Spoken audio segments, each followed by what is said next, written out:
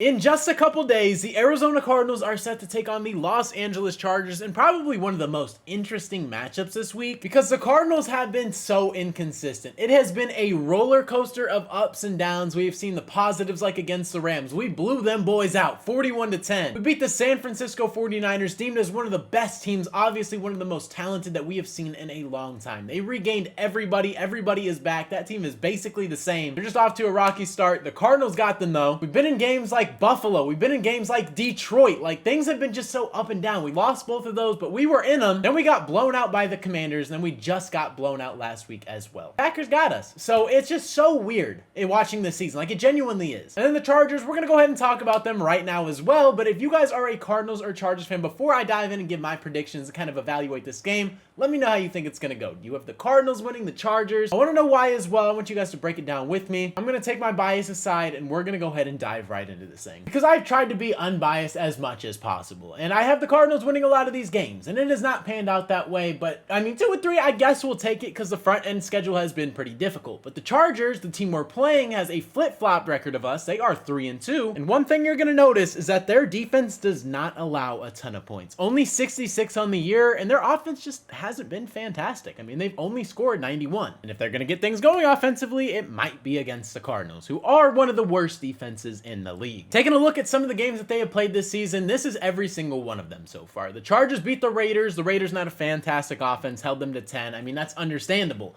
But this is where things get impressive. The Panthers, with Bryce Young, not a great football team. We are all very aware of that. They held them to 3. So, I mean, that's a very impressive performance no matter what. These are NFL players at the end of the day. You cannot discredit that. 10-3 is super impressive. But then they played the Steelers, who still not fantastic offensively, but they put up 20 on them. The Chiefs, one of the best football teams in the league, if not the best, undefeated with Minnesota, held them to 17 points. Like, both of these games are winnable if your defense is holding them to 20 and to 17. Especially the back-to-back Super Bowl champions. 17 points, you will take that. Offense has to be better. And that has kind of been the thing for the Chargers this season. Because as you guys see, when they score 20 plus points, they win every single game. Literally, if they have scored 20 points, they would at least tie or win every single game this season. That is insane. That is how good their defense has been. And then the game they just played this Sunday, they won by 7 against the Broncos. 23-16. The defense is cracked. People hate on the Chargers way too much. Like, this defense is elite. I am a little scared. I cannot lie. John Harbaugh is doing a great thing for this team. And if it wasn't obvious enough and you kind of haven't been paying attention to what the Chargers have been doing, in the offseason, they got rid of Mike Williams and Keenan Allen. And with the 5th overall pick, they took one of the best left tackle prospects that we have seen in the NFL, and that is Joe Alt. He has been fantastic for them. I believe he's missed 1 game this season. But this dude is insane. He is a big boy. He is 6'8",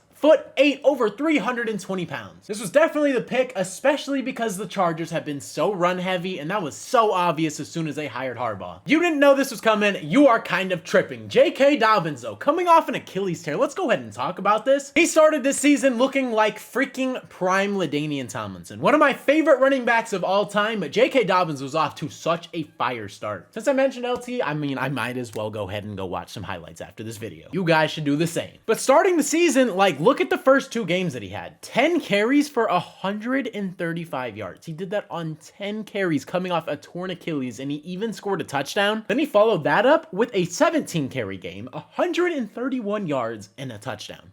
Ridiculous. It's ridiculous. Then he kind of came back down to earth with the next 2 games where he did not have fantastic outings. 2.9 yards a carry in 2.3, 14 carries, 32 yards, 15 for 44. Those are really good run defending teams as well. So, I mean, it's not necessarily shocking to see that, but you expect better than 2.9 and 2.3 yards a carry. You're going to have to win games like that. And I mean, that's why they lost. Literally, they couldn't get the run game going. Offense was held to 10 points in both games. So, I mean, that's kind of a factor. And you go to the Broncos where he kind of performs a little bit better, 3.8 yards on average, which isn't fantastic, but 25 carries, 96 yards, a touchdown was just enough to get it done. Justin Herbert also threw for 237 and a touchdown, was a good reason why they won this game. Can we sit here and talk about Justin Herbert real quick? Because I don't understand the slander. I am not here for it. Chargers fans, I know you guys have been hearing about this all season long. I am not here to slander him. Justin Herbert is legitimately a top 8 quarterback at minimum. I don't think you can argue anything over that. In the NFL right now, I think you have Josh Allen, you have Lamar Jackson, CJ Stroud is an arguable one. Then you have people like Matthew Stafford, obviously Patrick Mahomes. But outside of those five, like genuinely who in the league, maybe Joe Burrow too. I would probably take Joe Burrow personally over Justin Herbert. But outside of those six, I don't think you can make a case past 7 or 8 where Justin Herbert falls past that. This dude is still a top 8 quarterback, and his stats may not look impressive to you. 815 yards, 6 touchdowns, an interception. That doesn't look insane on paper. I totally understand that. But you have to realize what is going on right now. This is a run-centric team. Justin Herbert is playing fine. They have a record of 3-2, and they are winning games. Like, why even complain at this point? He's also not turning the ball over, so you will absolutely take that. And when you take into consideration that Ladd McConkey, who is a rookie, by the way, has been his best receiver. They literally cut Mike Williams and Keenan Allen, and now his 1 and 2 receiver is Ladd McConkey and Quentin Johnston. McConkey's not a bad football player whatsoever. That's not what I'm saying, but this is a rookie wide receiver, and they just gutted their team offensively. Austin Eckler's also not there, who hasn't been fantastic. I understand parting ways with him, but 19 receptions, 219, 2 touchdowns, that's your starting wide receiver 1. And then Quentin Johnston, who they went all in on, as they kind of should, a first-round pick last year. I mean, he hasn't been excellent necessarily, but he hasn't played bad football, especially from what we saw last year. He was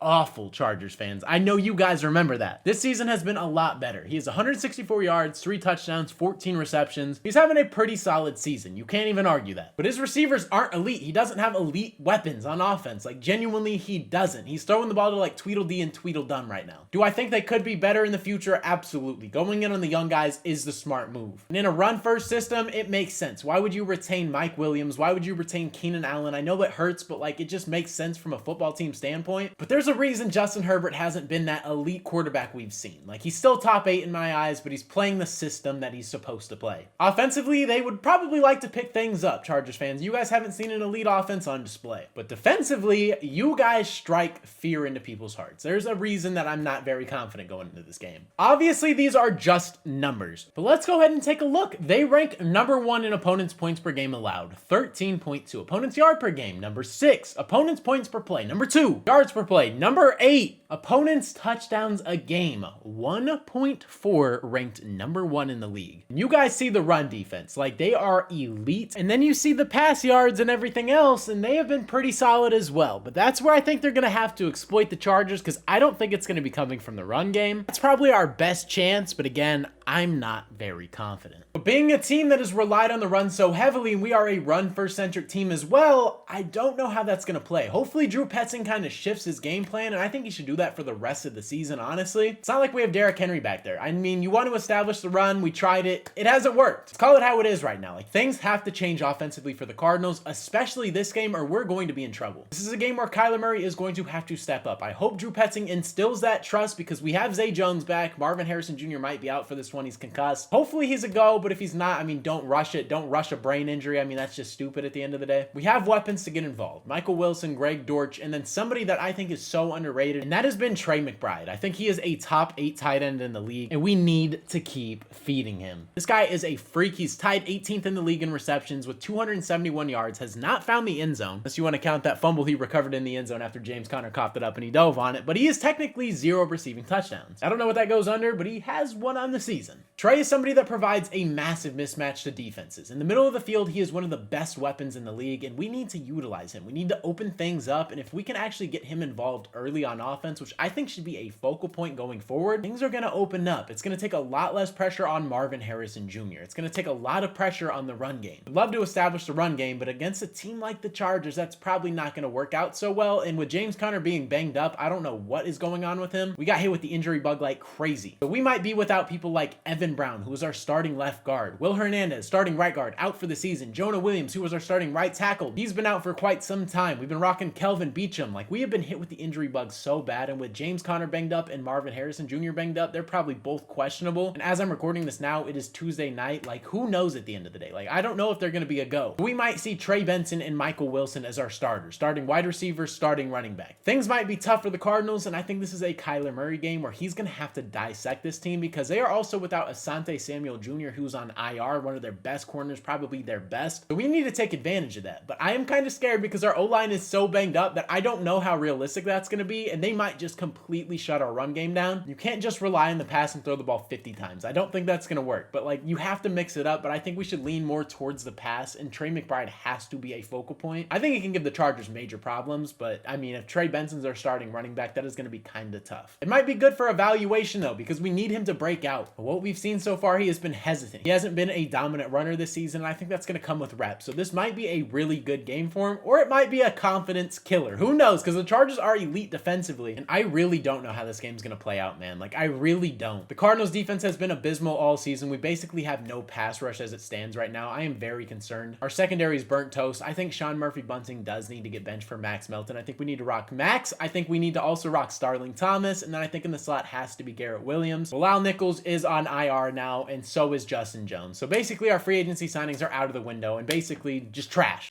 You're just like me.